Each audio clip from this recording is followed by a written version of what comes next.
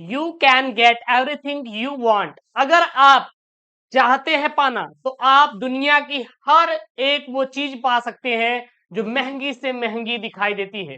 अगर आप मेहनत करते हैं तो आपका जो सपना है कि सर हम बोर्ड में हम लाएंगे 95, हम लाएंगे 96, हम लाएंगे 97, बिल्कुल ये सारे सपने आपके पूरे होंगे, लेकिन आपको मेहनत करना होगा।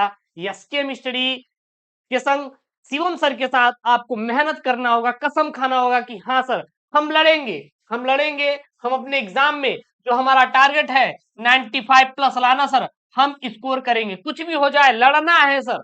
अगर आज आप लड़ने के लिए तैयार है तो ये समझ लीजिए जो आपका टारगेट है हिंदी में ना, हिंदी में आपका 95 लाने का, वो बिल्कुल आपका सपना पूरा होगा। लेकिन आपको मेहनत तो करना पड़ेगा यार। यदि आज आज मेहनत करते हैं अपना तो कल आपका जो 95 पाने का सपना है ना वो बिल्कुल साकार हो सकेगा।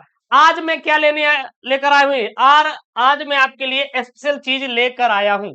क्या लेकर आया हूँ, ध्यान दीजिएगा, सबसे मोस्ट इंपॉर्टेंट है यहाँ पे 6 टॉपिक लेकर आया हूँ। 6 टॉपिक, वो भी एक वीडियो में। जी हाँ, जो आपका खंड क होता है, जी हाँ, जो आपका खंड क होता है सर 50 अंकों का हमारा होता है, एक वीडियो में आज होने वाला है। अब ये चाहे वीडियो 40 मिनट की हो या फिर 50 मिनट की या फिर 1 घंटे की हो, लेकिन ये महामैराथन क्लास है और इसमें आपका 50 नंबर बिल्कुल पूरा होने वाला है। और वो प्रश्न जो ट्रेंडिंग है, जो आपके बार बार पेपर में रिपीट हो रहे हैं, वही प्रश्न करेजा लोग पढ़ेंगे।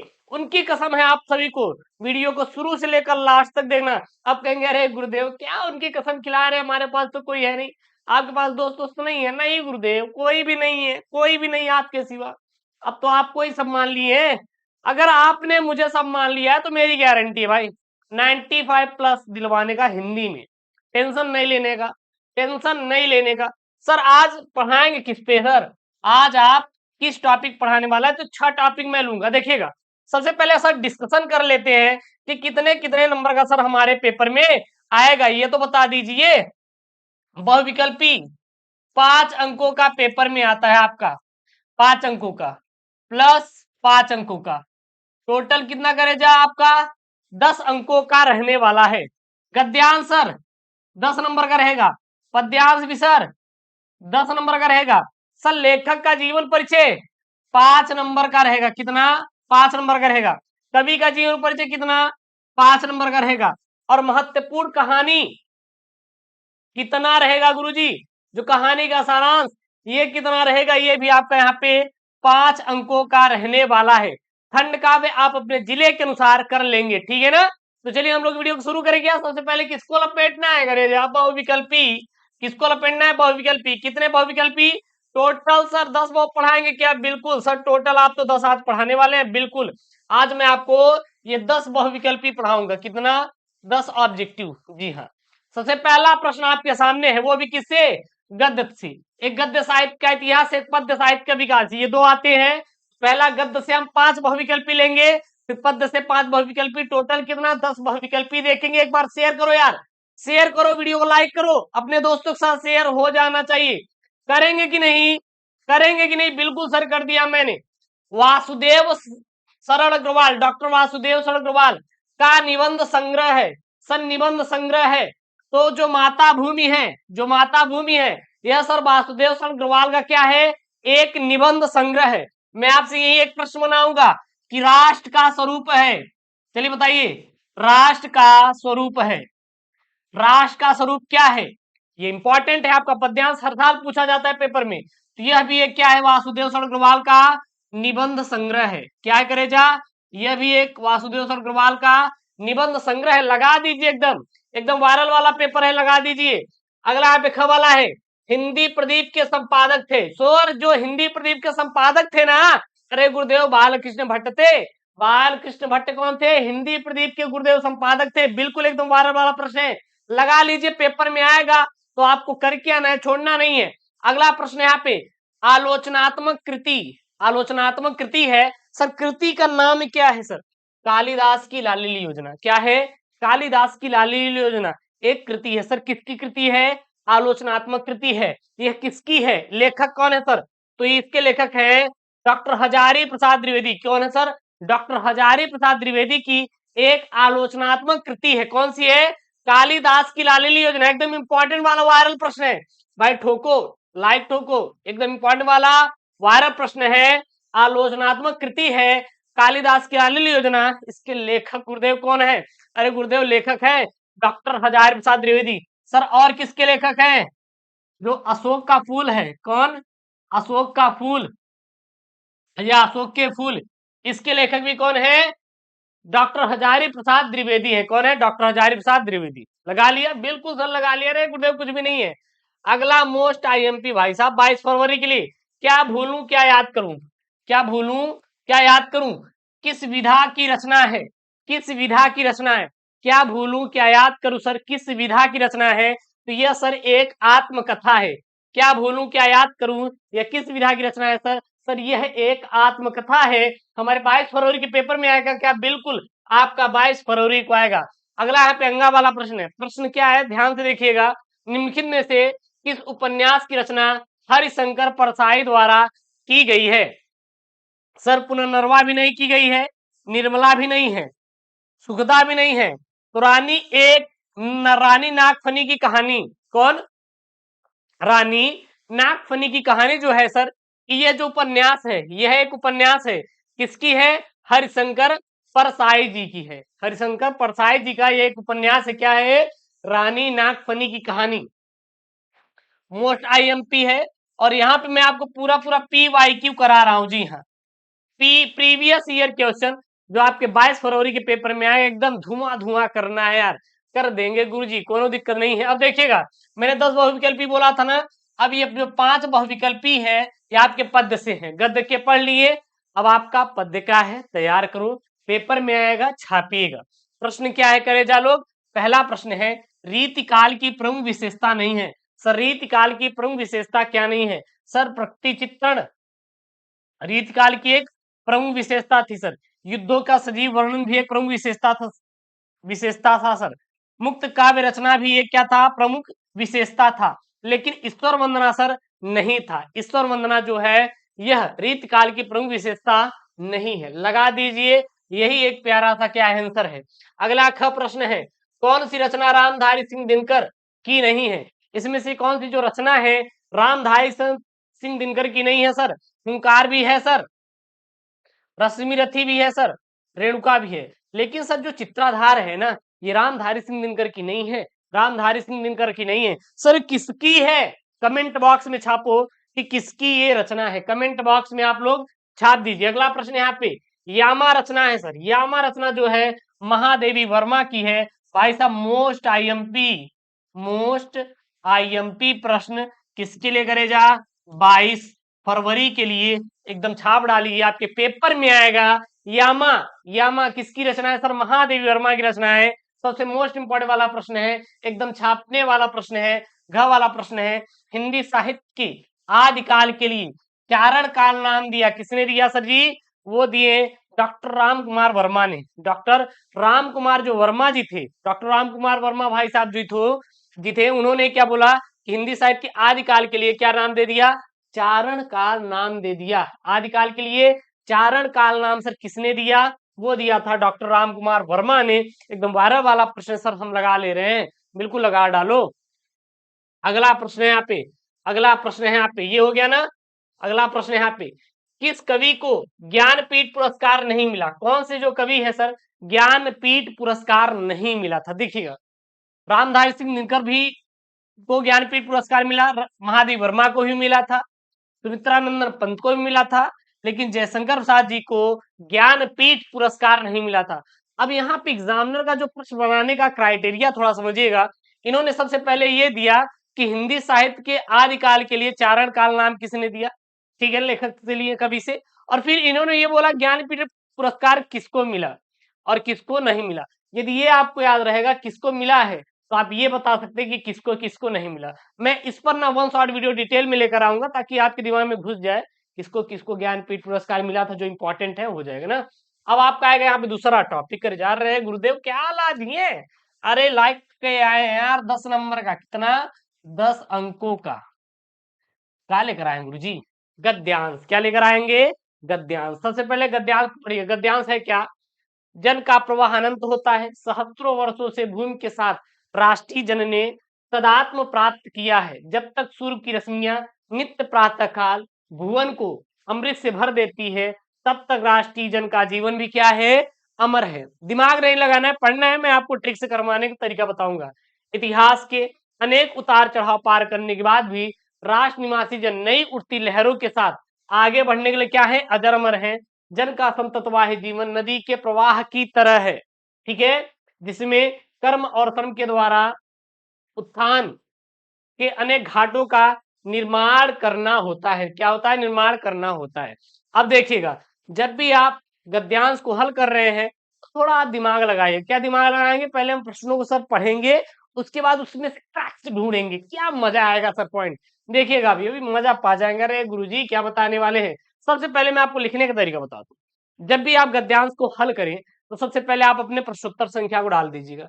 सर डाल दिए, कोई दिक्कत नहीं। उसके बाद जहां से ये गुरुजी हमारा पद्यांश शुरू हो रहा है, जहां पे गुरुजी हमारा ये खत्म हो रहा है, जहां शुरू हो रहा है, जहां से खत्म हो रहा है, इसको सर यहाँ पे कर देंगे जन का प्रवाह dot dot dot dot dot dot dot dot करना होता है। सर इसका मतलब क्या, अरे गुरुदेव क्या निकलेगा, अरे करेजा ध्यान दीजिएगा। इसका मतलब ये कि दो प्रश्न हैं, अथवा में रहते हैं, तो किसी एक का आंसर देना है। तो इससे एग्जामिनर चाचा ये समझेगा कि हाँ बच्चा जो इसी का आंसर दिया है। तो ध्यान दीजिएगा इस चीज को, ठीक है ना। सबसे पहला प्रश्न, जन का प्रवाह किस तरह होता है। अरे गुरुजी हमें तो याद ही नहीं, हम पढ़े ही नहीं है। नहीं पढ़े कोई बात नहीं, देखिएगा इसका इसमें ढूंढेंगे। जन का प्रवाह कैसा होता है, मैं आपसे पूछूं जन का प्रवाह कैसा होता है। गुरुजी जन का प्रवाह यहाँ पे लिखा हुआ है कैसा होता है, अनंत होता है। अरे गुरुदेव यही उत्तर है क्या, बिल्कुल गरेजा पहले का यही उत्तर है। अब आपको कहीं से रटने की जरूरत पड़ा क्या, नहीं गुरुजी। पूछने की जरूरत पड़ा क्या, नहीं गुरुजी। अरे नकल मारा क्या पड़ोसी से, नहीं गुरुजी। कहाँ से, अरे कुछ जादू मार दिए हैं, ठीक है ना। अगला देखिए, वही तो आंसर है ना। जन का प्रवाह किस तरह होता है, जन का प्रवाह अनंत होता है। कि क्वेश्चन का जवाब आपको पद्यांश में मिल जाएगा, अलग से ढूंढने की जरूरत बिल्कुल भी नहीं है। अगला प्रश्न है यहाँ पे, दिए गए गद्यांश का शीर्षक और लेखक का नाम उल्लेख कीजिए। अब गुरुजी ही तो मामला फंस जाती है। हम कैसे पहचानेंगे, हम कैसे पहचानेंगे ये सब जो गद्यांश है ये किस चैप्टर से लिया गया। तो देखिएगा, अगर राष्ट्र का स्वरूप है, क्या है राष्ट्र का स्वरूप है, तो वो वहां पे राष्ट्र शब्द मिलेगा। भाषा आधुनिकता है तो भाषा आधुनिकता। अगर अशोक का फूल है तो अशोक शब्द कहीं ना कहीं दिखाई देगा। तो देखिएगा यहाँ पे एक चीज दिखाई दे रहा है सर, राष्ट्र शब्द दिखाई दे रहा है। और कहीं दिखाई दे रहा है, बिल्कुल गुरुदेव दिखाई दे रहा है राष्ट्र। यहाँ पर भी राष्ट्र शब्द आया है, यहाँ पर भी सर राष्ट्र शब्द आया है। तो जब बार बार राष्ट्र आ रहा है तो कहाँ से लिया गया है, अरे गुरुदेव ये जो लिया गया है राष्ट्र के स्वरूप से लिया गया। कहां से लिया गया है, राष्ट्र के स्वरूप से लिया गया है। इसके लेखक कौन है सर, वासुदेव सर अग्रवाल भाई साहब है। कौन है सर, वासुदेव सर अग्रवाल जी है। बस दैट्स इट, ये मतलब बात यार इतनी ही लगा दो और कुछ नहीं। उसके बाद तीसरा प्रश्न है आप पे, रेखांकित अंश की व्याख्या सर कीजिए। अरे गुरुजी बस वही है कि चीजों को बढ़ा चढ़ा के लिख देना है। रेखांकित अंश की व्याख्या कहलाता है। गुरुजी कहाँ है रेखांकित अंश की, ढूंढ लीजिए। अरे यहाँ पे है रेखांकित अंश। देखिए, इतिहास के अनेक उतार चढ़ाव पार करने के बाद भी राष्ट्र निवासी जन नई उठती लहरों से आगे बढ़ने के लिए क्या है, अजर अमर है। मतलब कि कुल मिला के इसी को बढ़ा चढ़ा के ले लेंगे, बस वही गुरुजी क्या हो जाएगा, आंसर हो जाएगा। अर्थात क्या लिख देंगे, प्रत्येक राष्ट्र का इतिहास निरंतर बदलता रहता है। अगर हम ये सोचें कि किसी का भी इतिहास रुक जाएगा तो ऐसा नहीं है भाई साहब। हर का आज कुछ और है, कल कुछ और है। आज आप उनके गम में दुखी हैं, कल गुरुजी और किसी के आने के इंतजार मुस्कुराते रहेंगे। बस वही है यार, इसलिए मुस्कुरा दो एक बार। अरे गुरुदेव मुस्कुरा दिए। तो प्रत्येक राष्ट्र का इतिहास निरंतर बदलता रहता है तथा उसमें अनेक उतार चढ़ाव आते रहते हैं। जैसे मान लीजिए कभी आपके अंदर मतलब कभी आपके सामने विपत्ति आएगी तो कभी आपके सामने बहुत ही ज्यादा मतलब धन भी आ जाएगा, खुशी भी मिलेगी। तो बहुत ज्यादा धन पाकर पगलाना नहीं है और बहुत ज्यादा गिरी हुई हालत में घबराना नहीं है। मतलब कि अपने आप को एकदम मेंटेन बैलेंस करके चलना है। जब आपका जीवन बैलेंस रहेगा ना, बहुत मजा आएगा भाई जीने में, बहुत मजा आएगा एकदम। किंतु राष्ट्र के निवासियों की श्रृंखला निरंतर चलती रहती है। मनुष्य पीढ़ी दर पीढ़ी अपने राष्ट्र के साथ जुड़ा रहता है। इसी कारण हजारों वर्षों से मनुष्यों ने अपनी भूमि के साथ तदात्म स्थापित किया हुआ है तथा विभिन्न दृष्टियों से एक रूपता बनाई हुई है। जब तक राष्ट्र रहेगा और राष्ट्र की प्रगति होती रहेगी तभी तक राष्ट्रीय जन का जीवन भी क्या रहेगा, अमर रहेगा। इतिहास में अनेक परिवर्तन परिवर्तन अर्थात उतार चढ़ाव होते रहते हैं, किंतु राष्ट्र के निवासी नई उठती लहरों से आगे बढ़ने के लिए क्या है, प्रयत्नशील हैं। बस लगा दीजिए, काम खत्म हुआ। यही क्या हो जाएगा, इसका आंसर हो जाएगा। चौथा आप प्रश्न देखिए क्या है, सूर्य की रश्मियों का क्या प्रभाव पड़ता है। जो सर सूर्य की रश्मियां हैं, इसका क्या प्रभाव पड़ता है। तो यहाँ सूर्य की रश्मियां कहाँ तक दिखाई दे रही है, यहाँ पे जब तक सूर्य की रश्मियां नित्य प्रातः काल भुवन को अमृत से भर देती हैं, तब तक राष्ट्रीय जन का जीवन भी क्या रहेगा, अमर रहेगा। यही पूरी क्या है, इसकी लाइन जो है आंसर है। तो सूर्य की रश्मियों से या सूर्य की रश्मियों के प्रभाव से राष्ट्रीय जन का जीवन क्या रहेगा, अमर रहेगा। क्या रहेगा, राष्ट्रीय जन का जीवन भी अमर रहेगा। अगला प्रश्न है, घाटों का निर्माण का आशय क्या है, यानी घाटों का निर्माण से आप तात्पर्य क्या समझते हैं। सर इसका आंसर क्या अलग से ढूंढना नहीं, अब घाटों का निर्माण ढूंढिए, जो जहां पे रहेगा वही इसका क्या हो जाएगा, आंसर हो जाएगा। सबसे पहले इसको हम लोग क्या करें, सब इरेज कर देते हैं ताकि आपको समझ आ जाएगा। अब घाटों का निर्माण देखिए, देखिए घाटों का निर्माण का मतलब क्या है, तो यही लाइन है इसका आंसर। कर्म और श्रम के द्वारा उत्थान के अनेक घाटों का निर्माण करना होता है। कर्म और श्रम के द्वारा घाटों का अनेक निर्माण करना होता है। अर्थात यहाँ पर घाटों का निर्माण का आशय है कि मनुष्य अपने कर्म और श्रम के द्वारा विकास के लिए पद चिन्ह छोड़ना है। क्या है, पद चिन्ह छोड़ना है। जन का संततवाही जीवन किस तरह है, तो संततवाही जीवन का अर्थ क्या है, तो सीधा बता दो, सदा प्रवाहित होने वाला, अर्थात क्या है, अस्थाई। सदा प्रवाहित अर्थात अस्थाई, स्थाई यानी कि वो मतलब बहता रहेगा। ठीक है, अगला प्रश्न है यहाँ पे, राष्ट्रीय जन का जीवन भी कब तक अमर है। राष्ट्रीय जन का जीवन भी कब तक अमर है। अब राष्ट्रीय जन का जीवन कब तक अमर है, तो देखिएगा जहां पे अमर है यही इसका आंसर हो जाएगा। जब तक सूर्य की रश्मियां नित्य प्रातः काल भुवन को अमृत से भर देती हैं, तब तक राष्ट्रीय जन का जीवन भी क्या है, अजर अमर है। लगा दिया आंसर, हाँ गुरुदेव लगा दिया आंसर, कोई दिक्कत नहीं है गुरुजी। क्या है आप परेशान हो जा रहे हैं, समझ आ रहा है ना। हर एक प्रश्नों का जवाब आप लोग दीजिएगा, कोई दिक्कत हो तो बताइएगा। उसके बाद अगला आपको यहाँ पे तीसरा जो टॉपिक मिलेगा, महत्वपूर्ण गद्यांश के बाद महत्वपूर्ण पद्यांश, बिल्कुल 10 अंक एकदम आपका पक्का होने वाला है। क्या होने वाला है, पक्का होने वाला है। सबसे पहले हम लोग इस पद्यांश को क्या करेंगे, पढ़ेंगे। देखिए पद्यांश बोला क्या जा रहा है, क्या जा रहा है, लज्जाशीला पथिक महिला जो कहीं दृष्टि आए, होने देना विकृत वसना, तो न तो सुंदरी को, थोड़ी जो थी श्रमित वह हो, गोद ले श्रांति खोना, होठों की ओर कमल मुख की मेहनताए मिटाना, कोई क्लांता कृषक ललना, खेत में जो दिखावे, धीरे धीरे परस उसकी क्लांतियों को मिटाना, जाता कोई जलद यदि हो व्यम में, तो उसे ला छाया द्वारा सुखित करना, तप्त भूतांगना को। अब इसका हम लोग क्या देखेंगे, व्याख्या देखेंगे। अर्थात जो लेखक कहना चाहता है, क्या बोला जा रहा है, लज्जाशीला पतिक महिला जो कहीं दृष्टि आए, होने देना विकृत वसना न तो सुंदरी को। अर्थात कृष्ण की विरह अग्नि में जलती हुई राधा पवन दूतिका को समझाती हुई कहती है कि ये पवन, यदि तुम्हें मार्ग में कोई लजवंती स्त्री दिखाई दे, कौन, लजवंती स्त्री दिखाई दे, यानी कोई प्यारी स्त्री दिखाई दे, तो तू उसके वस्त्रों को उड़ाना मत। यदि वह थोड़ी सी थकी हुई हो, तो उसे गोद में लेकर उसकी थकान को मिटा देना। साथ ही उसके होठों और कमल सदृश दिखने वाले मुख की मलिनताओं को हर लेना। ठीक है ना, आगे यहाँ पे क्या बोला जा रहा है, यही है, जो थोड़ी सी श्रमित वह गोद हो ले शांति खोना, होठों की या मुख की मैलताएं मिटाना। अर्थात वो लजवंती अगर थकी हुई है तो उसको अपने गोद में लेकर उसके थकान को क्या कर देना, हौले हौले से मिटा देना। ठीक है ना, उसके बाद यहाँ पे है, कोई क्लांता कृषक ललना, खेत में जो दिखावे, धीरे धीरे परस उसकी क्लांतियों को मिटाना।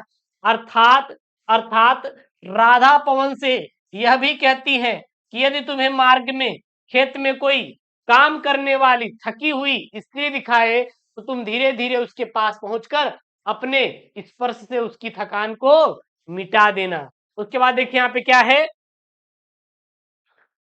उसके बाद देखिए यहाँ पे है, जाता कोई जलद यदि हो व्योम में, तो उसे ला छाया द्वारा सुखित करना, तब भूतांगना को। अर्थात साथ ही आकाश में बादल के दिखाई देने पर उसे पास लाकर उसकी छाया के द्वारा उसकी थकी हुई स्त्री को शीतलता प्रदान करना और उसे क्या पहुंचाना, आराम पहुंचाना। यही क्या है, पद्यांश है भाई साहब। 10 नंबर का पद्यांश, इंपॉर्टेंट वाला पद्यांश है। एक बार अगर स्क्रीनशॉट करना है तो कर लीजिए। उसके बाद हम लोग क्वेश्चन देखते हैं। सबसे पहले आपको क्वेश्चन करने से पहले आपको क्या करना है सर? सर हमें काम करना है। हमें काम क्या करना है गुरुजी? हमें ये काम करना है कि प्रश्नोत्तर संख्या जरूर से जरूर लिख देना है। क्या लिख देना है? प्रश्नोत्तर संख्या हमें लिख देना है। प्रश्नोत्तर संख्या हमें क्या करना है गुरुजी? लिख देना है। ठीक है ना? सबसे पहले आपको क्या करना है? प्रश्नोत्तर संख्या जरूर से जरूर आप लोग लिखिएगा। इससे एग्जामिनर को क्या पता चलेगा कि हाँ ये जो बंदा है इसी का आंसर देना चाहता है। सर दूसरा क्या करेंगे? सर दूसरा आप चीज करिएगा एक कि ये वाला आप लोग जिस भी आप गद्यांश को या पद्यांश को सॉल्व कर रहे हैं, आप लोग डॉट डॉट डॉट करके जरूर से जरूर करिएगा। जैसे कि यहाँ पे देखिएगा, लज्जाशीला पथिक महिला जो कहीं दृष्टि आवे से लेकर भूतांगना को, तो बस यही है यहाँ पे, लज्जाशीला पथिक महिला डॉट डॉट डॉट भूतांगना को। इससे एग्जामिनर चाचा ये समझ में आ जाएगा उसको कि हाँ बच्चा जो है इसी का आंसर देना चाहता है। पहला प्रश्न क्या पूछा जा रहा है यहाँ पे? दिए गए पद्यांश के कवि और कविता का नाम लिखिए। तो क्या लिखेंगे? प्रस्तुत पद्यांश के कवि का नाम अयोध्या सिंह उपाध्याय है। क्या है? अयोध्या सिंह उपाध्याय। बोले तो हरिऔध है। एक तो प्रश्न ही बन गया था यार, एक तो क्या बन गया था? प्रश्न ही बन गया था कि चलिए हरिऔध का पूरा नाम क्या है? हरिऔध का पूरा नाम क्या है? अयोध्या सिंह उपाध्याय। बोले तो हरिऔध पूरा नाम। ये आपके पेपर में भाई साहब एकदम आया हुआ था, तो ध्यान दीजिएगा। और शीर्षक क्या है? पवन दूतिका। बस क्लियर है? कोई दिक्कत है? बिल्कुल सर कोई दिक्कत नहीं है। ठीक है ना? ध्यान दीजिएगा। अगला प्रश्न है तीसरा यहाँ पे, राधा पवन दूतिका से राह में पथिकों के साथ कैसा व्यवहार करने को कहती हैं? अब पथिकों के साथ कैसा व्यवहार करने को कहती हैं? यदि कोई लज्जाशील पथिक महिला कहीं दृष्टि आवे तो होने देना वसना, न तो तू सुंदरी को। अर्थात अगर कोई कोई पथिक महिला, अगर कोई पथिक तुमको दिखाई दे रहा है रास्ते में, तो आप क्या करिएगा कि उसके कभी कपड़े को उड़ाइएगा मत, उसको परेशान मत करिएगा। अर्थात क्या लिख देंगे? राधा पवन दूतिका से कह रही हैं कि यदि मार्ग में कोई तुझे लज्जाशील स्त्री दिखाई दे तो उसके वस्त्र को मत उड़ाना और थकी हुई प्रतीत हो उसकी थकावट को क्या करना? दूर कर देना, दूर कर देना। तीसरा प्रश्न यहाँ पे क्या है? पद्यांश में कवि ने किसका चित्रण किया है? तो सीधा यही है कि प्रस्तुत पद्यांश में कवि ने एक और राधा की विरह व्यथा का चित्रण किया है और दूसरी ओर उन्हें समाज की पीड़ा से भी व्याकुल दिखाया है। यानी कि यहाँ पर राधा जी जो है वह अपने प्रियवर के विरह में पागल हो चुकी हैं, और दूसरी तरफ लेखक ने यह भी दिखाया है कि जो राधा जी हैं उनको अपने समाज के लिए क्या है? पीड़ा भी है। पीड़ा मतलब परेशानी भी है। अगला यहाँ पे, इस पद्यांश में कौन सा अलंकार है? तो यहाँ जो पद्यांश है, जो ऊपर पद्यांश है, इसमें मानवीकरण और उपमा अलंकार है। क्या है? मानवीकरण और उपमा अलंकार। उसके बाद रेखांकित अंश की व्याख्या। सर रेखांकित अंश की व्याख्या क्या है? अब रेखांकित अंश देखिए कहां से कहां तक, यही है, ये जो आपको नीचे लाइन खींची हुई है ना, इसी को बढ़ा चढ़ा के लिख दीजिए, हो गया। कहां से कहां तक? होने देना विकृत वसना, तो न तू सुंदरी को, जो थोड़ी सी श्रमित वह हो, गोद ले श्रांति खोना, होठों की कमल की म्यानताएं मिटाना। अर्थात यदि कोई लजवंती तुमको स्त्री दिखाई दे तो उसके वस्त्रों को उड़ाना मत, और अगर वो थोड़ी सी थकी हुई प्रतीत हो रही है तो उसको अपनी गोद में लेकर उसके थकान को क्या करना है? दूर कर देना है, और उसकी होठों की और मुख की म्यानताएं मिटाना। अगर वो और उसके कमल सदृश दिखने वाले मुख की मनीलताओं को, यानी कि जो उसके झुर्रियों को क्या कर देना है? मिटा देना है। बस इसी को लिख देना और कुछ नहीं करना है। अर्थात राधा पवन को समझाती हुई कहती है कि तुझे मार्ग में ब्रजभूमि की कोई अत्यंत लज्जाशील महिला दिखाई देगी, अतः तुझे उनका मान सम्मान करते हुए ही आगे बढ़ना है। तू कहीं अपनी चंचलता की प्रदर्शन करते हुए उनके वस्त्रों को उड़ाकर उनके कोमल अंगों को अनावृत मत कर देना, और ऐसी चंचलता किसी भी दृष्टि से न तो उचित है और न ही क्षम्य ही है। यदि थकी हुई हो तो उसे गोद में उठाकर शांति प्रदान करना, उसके होठ और कमल मुक्की मनलता को क्या कर देना है, मिटा देना है। ठीक है ना। उसके बाद जो चौथा टॉपिक है ये भाई साहब लेखक का है। क्या है, लेखक का साहित्यिक परिचय। बोले तो जीवन परिचय बोलते हैं। क्या बोलते हैं, जीवन परिचय। साहित्यिक परिचय बोलिए या फिर जीवन परिचय, सबसे मोस्ट इंपॉर्टेंट वाला यहाँ पे जीवन परिचय मैं लेकर आया हूं। देखिए किसका है भाई साहब, वासुदेव शरण अग्रवाल भाई साहब का है। किसका है, वासुदेव शरण अग्रवाल भाई साहब यहाँ पे आपके बगल में है। सबसे पहले इंपॉर्टेंट पॉइंट और टिप्स देखेंगे, उसके बाद इनका डिटेल में साहित्यिक परिचय हम लोग पढ़ेंगे। 5 नंबर का आपके हिंदी के पेपर में आता है क्लास 12 में। सबसे पहले जन्म की बात करें तो इनका जन्म सर 7 अगस्त 1904 ईस्वी में हुआ था। किसका यहाँ पे देख लीजिए, वासुदेव शरण अग्रवाल भाई साहब बगल में। हाँ हमारे दोस्त हैं। क्या आपके दोस्त हैं, ऐसा अपने चाचा हैं। ठीक है ना, मतलब रिस्पेक्टेड चाचा हैं। उसके बाद जन्म यहाँ पे 7 अगस्त 1904। जन्म स्थान मेरठ जो कि उत्तर प्रदेश में हुआ था। उपाधि पीएचडी डी.लिट की इन्होंने उपाधि प्राप्त की थी। भाषा कैसी थी, विषयानुकूल, प्रौढ़ और परिमार्जित खड़ी बोली थी। शैली कैसी थी, विचारात्मक, गवेषणात्मक और व्याख्यात्मक इनकी शैली थी।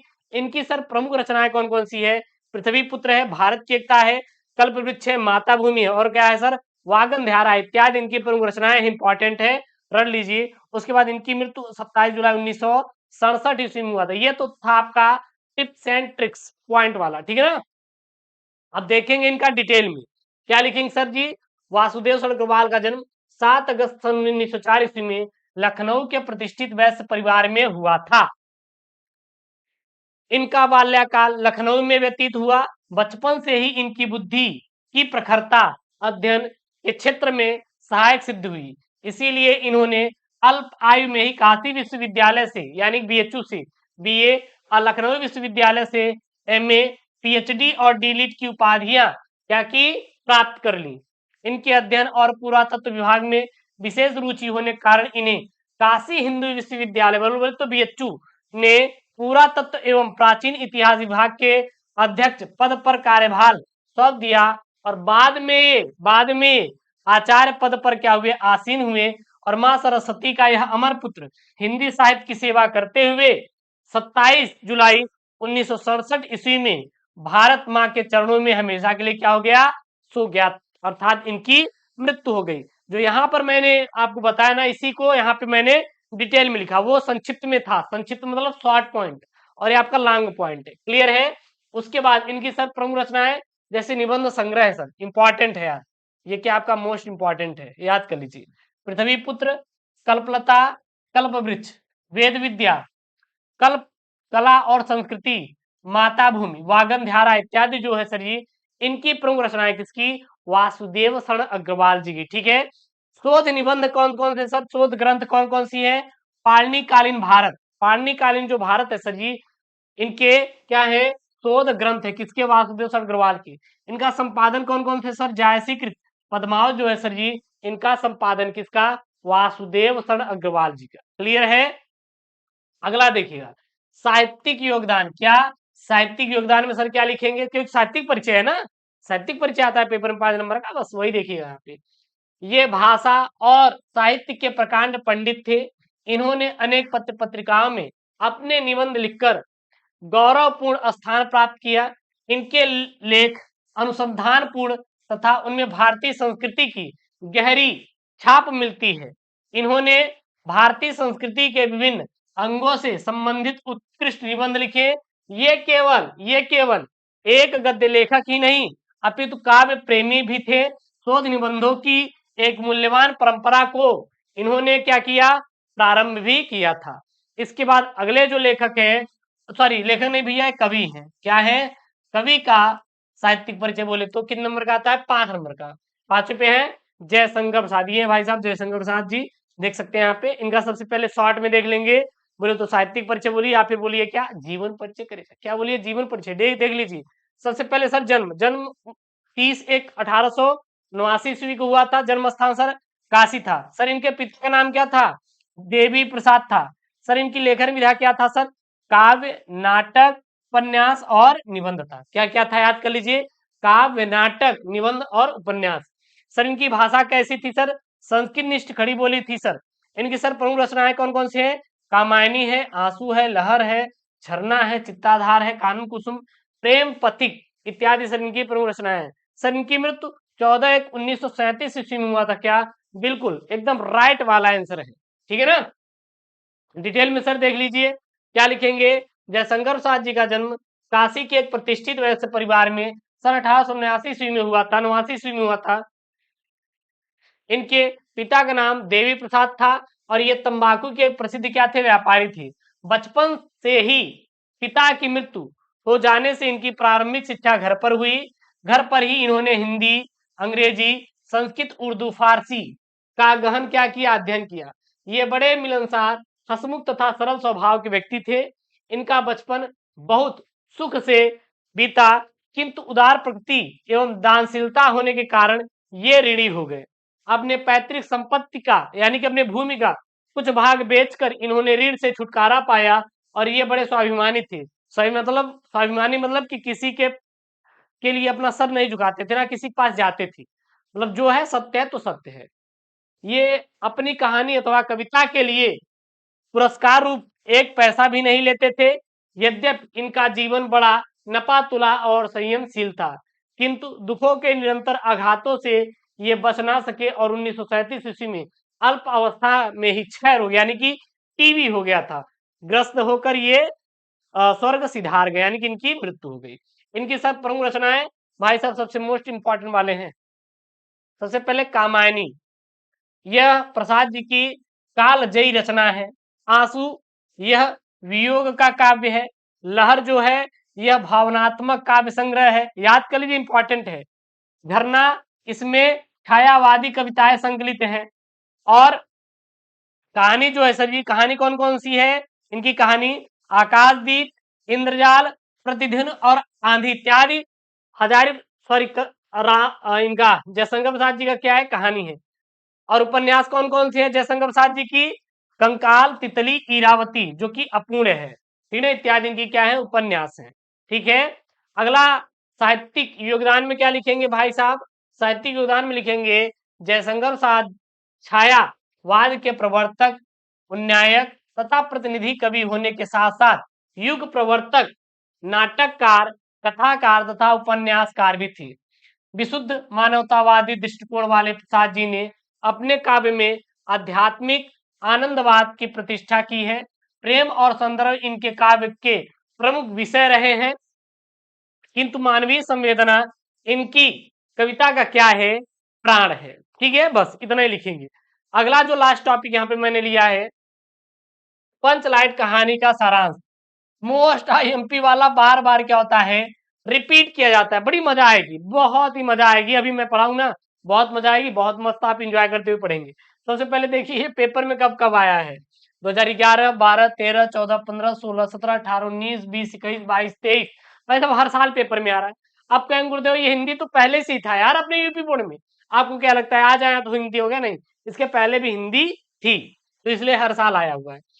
देखिए लिखेंगे क्या, पहले एक स्टोरी पढ़िए, उसके बाद हम लोग पूरा समझाते हुए चलेंगे, टेंशन नहीं लेने का, ठीक है ना, और समझते हुए चलेंगे। पंचलाइट की कहानी रेणु जी की एक आंचलिक कहानी, यानी कि ये जो लेखक है, ये जो पंचलाइट कहानी है किसकी है? रेणु जी की, ठीक है ना, आंचलिक कहानी है, जिसमें बिहार के एक पिछड़े गांव के परिवेश, यहाँ पे प्रवेश है लेकिन यहाँ पे क्या रहेगा? परिवेश रहेगा, परिवेश का सुंदर चित्रण किया गया। यानी कि इसमें गांव का एक पिछड़ा, मतलब बिहार में एक गांव है जो कि बहुत पिछड़ा है, उसका क्या किया गया? सुंदर चित्रण किया गया है। महतो टोली में अशिक्षित लोग हैं, उन्होंने रामनवमी के मेले से पेट्रोमैक्स खरीदा। यानी कि इस टोली में एक महतो, मतलब इस गांव में एक महतो टोली है जो कि रामनवमी के मेले में जाते हैं और वहां से इन्होंने क्या खरीदा? पेट्रोमैक्स खरीदा, जिसे पंचलाइट कहते हैं। पंचलाइट को यह सीधे साधे लोग सम्मानजनक समझते हैं और पंचलाइट को देखने के लिए टोली के बालक, औरत, मर्द इकट्ठे हो जाते हैं। सरदार अपनी पत्नी को आदेश देता है कि शुभ कार्य करने को या करने को लिए, मतलब करने कार्य को करने से पहले पूजा पाठ का क्या कर ले? प्रबंध कर ले।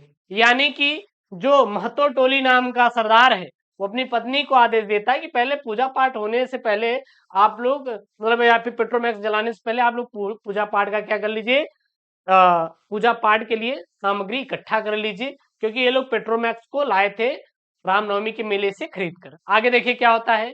सभी लोग उत्साहित थे, खुश थे, क्योंकि अब पेट्रोमैक्स भाई साहब जलने वाला था। परंतु समस्या यह उठती है कि पंचलाइट जलाएगा कौन, क्योंकि ये सीधे साधे लोग पंचलाइट जलाना नहीं जानते थे। इस टोली में गोधन नाम का एक युवक था, जो कि गांव की मुनहरी नामक युवती से क्या करता था, प्रेम करता था। भाई सब लव स्टोरी एकदम, हाँ लवेरिया वाला है इसमें सिस्टम, ठीक है ना। मुनहरी की मां ने पंचों से शिकायत कर दी थी, किसकी, गोधन की, कि वह घर के सामने से सिनेमा का गाना गाता निकलता है। अब मेरे मुनरी को क्या करता है, लाइन देता है, कौन, गुलरी का, कि किससे कहती, प्रधान जी से। अब प्रधान जी गुस्साते कहते हैं, अरे गोधन बेटा क्या कर रहे हो ये तुम, हाँ? लाइन वाइन दे रहे हो, भाई निकलो निकलो। और गांव के बाहर निकाल के तड़ी पार कर देते हैं, किसको भाई साहब, गोधन जी को, ठीक है ना। इसी कारण पंचों ने जाति से निकाल रखा था, बस वही है, प्रधान जी ने निकाल दिया गांव से। मुनरी को पता था कि गोधन पंचलाइट को जला सकता है, केवल मुनरी ही जानती थी कि गोधन पंचलाइट को क्या कर सकता है, जला सकता है। उसके बाद वह चतुराई से यह बात पंच तक क्या करती है, पहुंचा देती है कि जो गोधन है ना हमारा, पंचलाइट जला लेगा, टेंशन नहीं लेने का। पंच गोधन को पुनः जाति में ले लेते हैं, और गोधन पंचलाइट को क्या करता है, जला देता है। मुनरी की मां गुलरी काकी प्रसन्न होकर गोधन को शाम के भोजन पर निमंत्रण देती, क्योंकि भाई साहब ऐसा दामाद कहाँ मिलेगा जिसको पंचलाइट जलाना आता हो। सोचिए कि पूरे गांव में किसी को नहीं आता था, यहाँ तक कि प्रधान जी को भी नहीं आता था, केवल गोधन को आता था।